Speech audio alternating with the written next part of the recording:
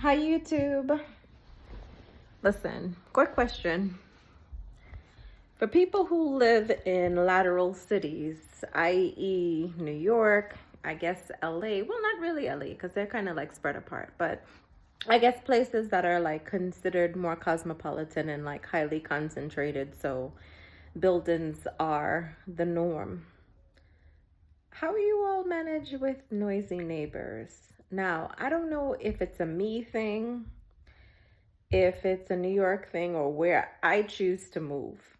When I tell you every single place, every single apartment that I've moved to, even sometimes even temporary, but every place that I've rest my head long term, my neighbors are loud as hell. And I'm trying to figure out for the life of me why I'm afforded this kind of opportunity. Can't tell you. Now, me personally, I am single, no children. I love my quiet and calm down. I don't like loud noise, especially as I get older too. Like, I'm a veteran, but I don't really have like, I guess sensitivity to loud noise for that reason. I just so happen to be a veteran who likes and enjoys peace, calm, and solitude. Don't understand for the life of me.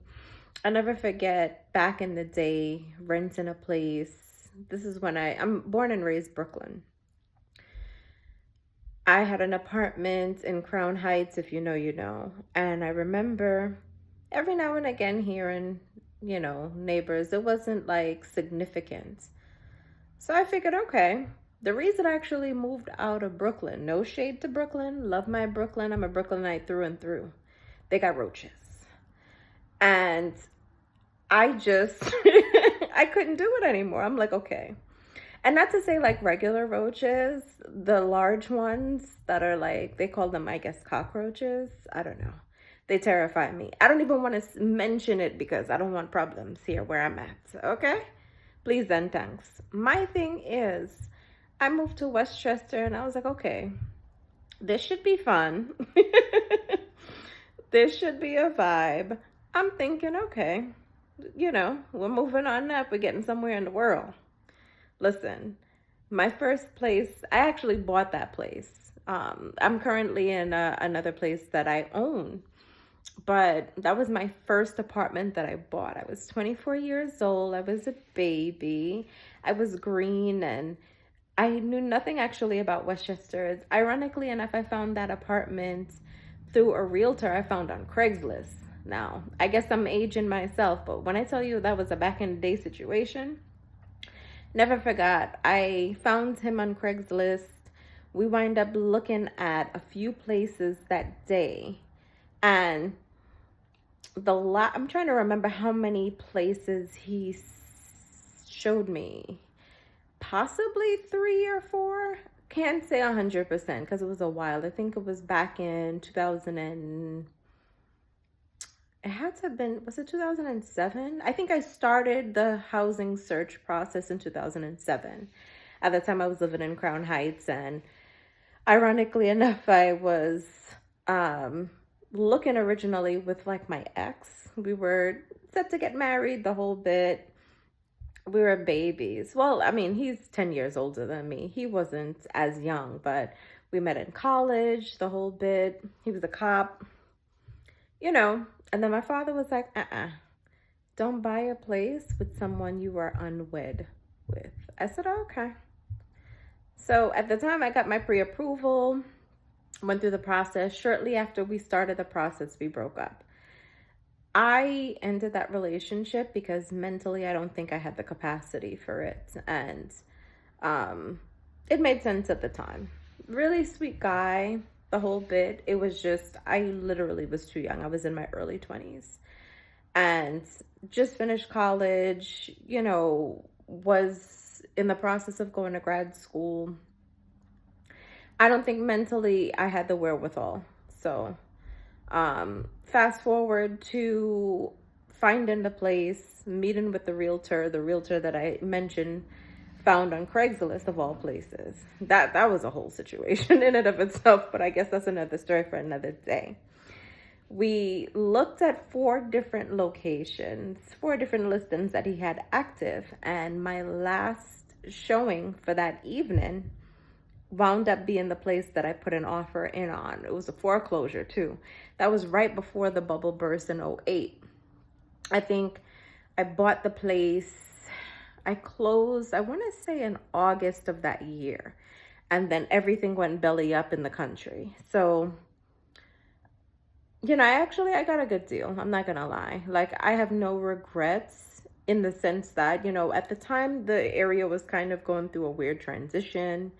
But I fared well financially, having sat on the property, gut renovation. I did all the things, okay? Just, I was actually surprised how much renovations I did and had to undertake as a new home buyer. Needless to say, I'm just moving in, getting acclimated. It's quiet. Slowly but surely, unbeknownst to me, I had no idea that it was a cooperative. So cooperatives are popular in New York City. I don't know if they have them outside of New York State, because in Westchester, obviously we have cooperatives, but I don't think it's a national thing in terms of popularity. So a cooperative is when someone buys an apartment, but it's not considered real property like a townhouse or a condominium. In lieu of you buying the actual property as the property itself and owning the whole property, you actually buy shares. So everyone's shares are varied based on the square footage of that unit. So you buy the place, you can buy it outright, you can get financing, etc., but the way it works is you don't buy it with also the stipulation of having to pay property tax, because it's not considered quote unquote real property, even though you buy and sell it. But instead of that, the maintenance is allocated and thought about in terms of what the numerical breakdown is based on the amount of share. It's a whole situation.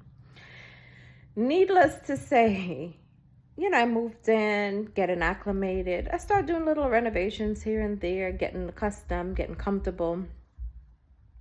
As I mentioned, I bought it in August of '08. So as you can recall, everyone who's old enough to remember, that's when the financial crisis started in this country for our, generation, in terms of the market going belly up, this foreclosure, that foreclosure, everyone's going crazy. Needless to say, at that time, there was a lot of transient move in and out of my building. I didn't realize that the apartment that I purchased above mine was considered what's called a sponsor unit.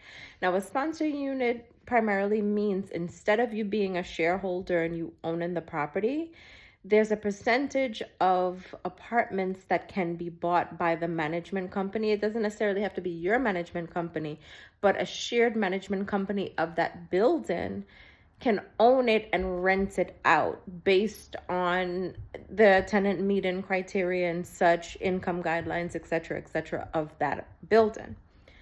The only issue with that is obviously the person is signing a lease, so they may do a 1 year, 2 year, 3 year. So there's more movements. There's more people in and out, potentially moving out of the place. And I remember waking up 3 o'clock in the morning, I'm hearing basketball.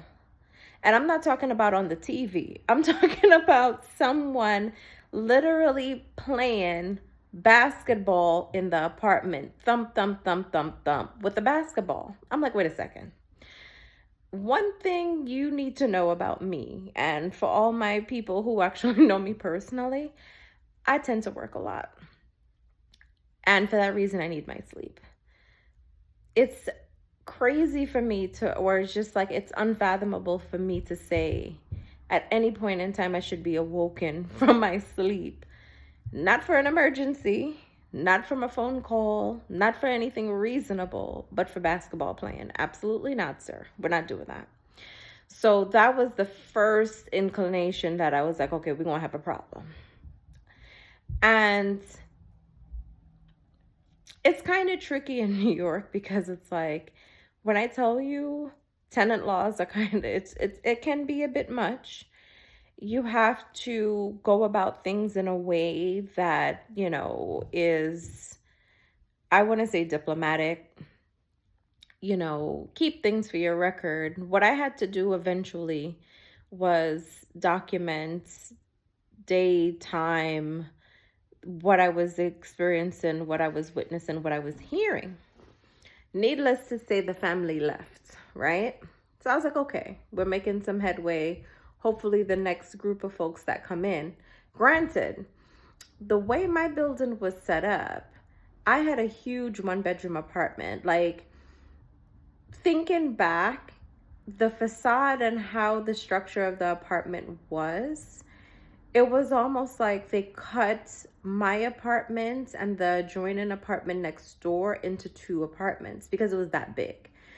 It was a pre-war building where I used to live, and for that reason, the setup was actually non-traditional. Huge, high ceilings. I had wall sconces. I had archways, hardwood floors throughout, huge walk-in closets, and it was a 1-bedroom apartment. But it was like, it could have been easily a 2-bedroom if you configured it in a way. I don't know how else to kind of like explain it other than like showing someone what it looked like. And I could only imagine if they cut the apartments, and I know the adjoining apartment next door was, I want to say, a 2-bedroom. It had to have been a huge place because it almost looked like there was like maid quarters on the side.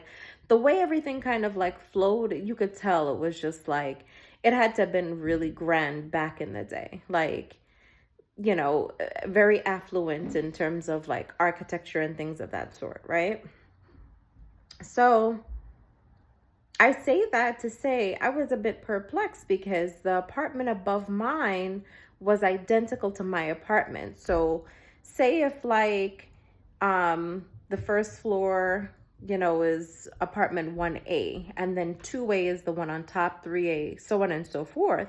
They're all identical. So the square footage, the layout, everything is uniform, the same. So I couldn't figure out for the life of me how they had a whole family in a 1-bedroom apartment upstairs, because again, I was like on the seaside. I didn't get it. So I was like, okay. So I was hoping, these next folks come in, they get acclimated. Hopefully it's a better situation. No. Shortly afterward, I realized, okay, we're going to have chaos and confusion yet again. I'm like, okay. So I remember it was a young woman. She had a son, and I want to say a boyfriend, because I don't remember the boyfriend until later on in the scenario, right? Same thing where the little boy is running. Now, granted, whenever I send email or make my mental and documented note, this is what I'm experiencing, this is the time, this is the disturbance, etc., etc. It was almost like pulling teeth, because I'm just like, okay, how are we gonna rectify the situation that, and that's another thing too. I don't want to ruffle feathers, especially people with children, because I realize my situation is unique in the sense that I never really wanted children. So I never really had that desire to, and I can only imagine how it is for someone who has a child, a toddler or a growing child, and they're rambunctious. I mean, we were all children at one point in time, and I always lived in a building. So, well, other than me living briefly in New Jersey. So when I was living in Brooklyn with my mom and my mom's side of the family, we were all in an apartment. So I get it. Like, I was running and playing and jumping clearly as a child. it's a tricky situation because you want to get along well with your neighbors. You want to have a level of understanding and mutual respect for each other. But when I tell you, homegirl was loud, and I would get home late at night usually from like my second job, and I would need to go to sleep right away because I need to get up early in the morning to go to work. Da da da da da.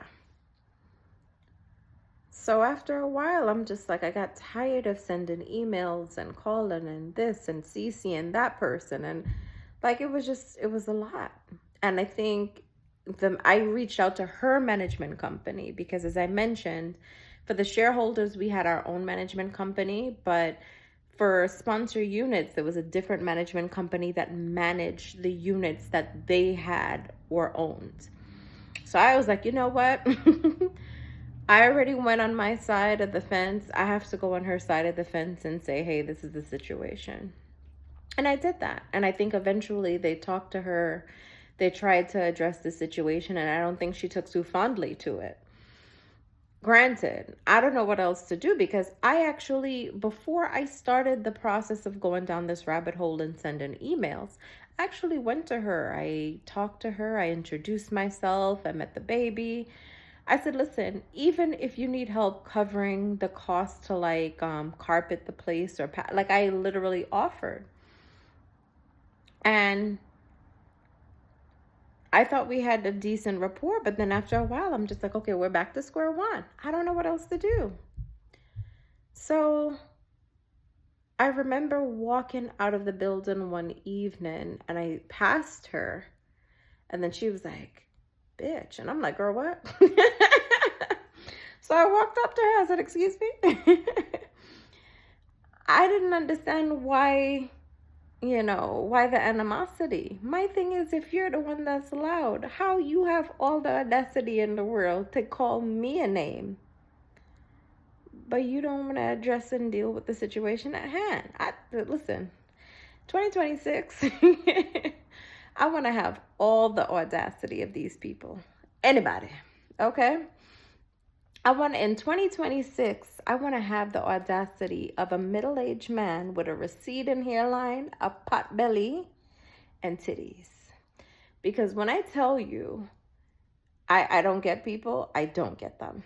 I don't. Especially when I'm trying my best to be diplomatic. So that situation got squashed. I think I just walked off. I don't even remember I didn't try to engage too much with her because I think her boyfriend was standing there too. And I'm just like, listen, I'm just trying to coexist amicably. I don't get you. And I remember one instance where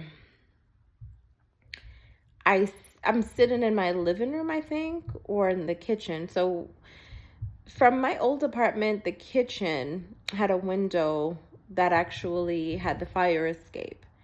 And in view of my window with the fire escape, and all of a sudden I see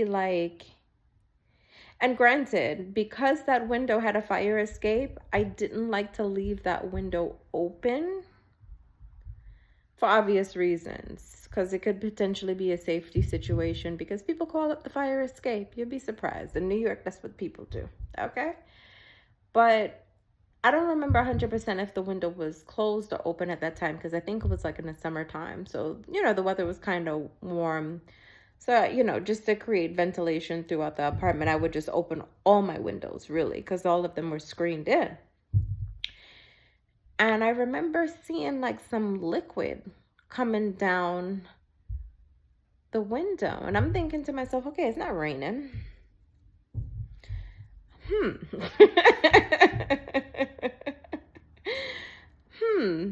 So I walked to the window and something told me, don't peek out, don't stick your head out, just assess. Sure enough, it was urine. And I couldn't, for the life of me, I was just, okay, this is it. This is it, right? So I called my super at the time. I'm like, Pedro, we got a problem, okay? And he came to my apartment. I miss my Pedro. When I tell you, he was the most helpful You could, what I tell you, threw him a couple of dollars and you get stuff done, you get stuff done. I miss that kind of hospitality, okay? But needless to say, he came right up to my apartment, opened up the window, assessed the situation, verified, yes, it's urine. He was like, absolutely not. So shortly afterwards, those people wind up having to move. And it's so weird because, once they cleared out the apartment, they looked for someone else. I was kind of like worried. But I think around that time, I was in the process of preparing the place to put it on the market. And I kid you not, shortly before I submitted the listing, finalized everything, the sweetest woman moved into my apartment above mine. When I tell you, she's such a gem. She was retired. It was just her. I think her boyfriend would come on occasion to visit. She would even invite me up just to hang out. When I tell you, I was like, oh, right before I'm looking to leave, everything is just like cool, calm, and collected. I wonder if she's still in that apartment. But needless to say, I wound up selling the apartments. I said bye to all the neighbors at the time that I was like really friends with or friendly with. And I moved to another place. It was in a high rise in Westchester, maybe about 10-15 minutes away from where I was. I did like a rental for like a couple of years until I could, find a place that I really liked to buy. Needless to say, it was a huge high rise. It went up to 40 floors. I love the building because, for one, the location was prime. It was right around the corner from the train station, right in New Rochelle, right smack dab downtown New Rochelle, right around the corner from the New Rochelle train station. Absolutely adored it. The gym was on the 40th floor, and when I tell you, it was panoramic views of the Long Island Sound, the water, the highway, just gorgeous, gorgeous, gorgeous, gorgeous. And I said, okay, I could kind of like hang out here for a bit, feel comfortable, whatever, what have you. Then shortly after, the noise starts. I remember my neighbor next door to me at the time, I think she had like a German Shepherd or something. That dog would bark and bark and bark. I think the dog was upset because she wasn't home. I suspect. I mean, I'm not 100% sure. That I think she moved out shortly afterwards. One thing I could honestly say with those high rises, especially in New Rochelle, if anyone is familiar with that area, that downtown area is highly populated and dense, but they have such an influx of people moving in and out. And you can get accustomed to or familiar with your neighbors. 2-3 months later, there's a whole set of people that are moving in. That's one thing I didn't necessarily particularly like. When you're in a cooperative, for the most part, especially if you own the place, you're gonna see people come and stay for like generations. If you yourself don't sell, you'll put maybe a family member of yours on the lease and they can stay there, etc., etc. So there's more continuity. Those large high rises, especially rentals, obviously for rentals is a whole different situation because it's not like it was condos and rentals, it's all rentals. So you're going to have a large influx of people moving in and out. And I get that. So that's the one thing I was like, I'm not 100% a fan of, but I understand. I understand it. So that, I remember one night this man was screaming. I want to say it was the apartment above mine because it was a weird kind of like makeshift floor plan kind of situation. You can never know where the noise is coming from per se. It was very bizarre because you would think maybe it's the apartment above yours or the one next door. It could be perpendicular. It was a whole, because it was a big, big, big building. And I remember one night having to call the authorities because it was like 2 o'clock in the morning and homeboy just started screaming for no reason. And I didn't know if he was screaming at somebody, he was screaming at himself, a little bit of both. I don't know. So I had to call the folks, okay? And they came. We're trying to find out and locate. Come to find out, one of my neighbors next door, he was an FBI agent. I had no idea because I never really talked to the family. I just say hi and bye, but it wasn't coming from his apartment. And I kind of felt bad because I didn't want to like wake people up. I think it was the apartment upstairs, but on the opposite side of the bed. It was weird. I don't know how else to kind of fix it. We never like got to the bottom of it. The people probably thought I made it up. I'm like, listen, I'm trying to go to sleep too. But yeah, I remember like that. So fast forward now, I bought another place and I'm having issues with my neighbors. Now, granted, sweetest couple. They have 2 boys, one of which I believe is like 5 or 6. So he's up and running and all the things. And I feel horrible because I talk to them. They invite me in. We hang out. I talk. They're nice. Pleasantries. I think my first year here, I bought all the kids in the building like candy for Halloween and, just to kind of like break the ice and introduce myself to everyone. And it was nice. It was a time. I'm not going to lie. Like, that's the thing. And I try to be pleasant and, put my best foot forward. It's just kind of like sometimes it gets difficult because when you love your calm and your peace, and that's your intent, it's very difficult for you to get outside of that, knowing that you don't really have the control. So you kind of have to appease people. I don't know.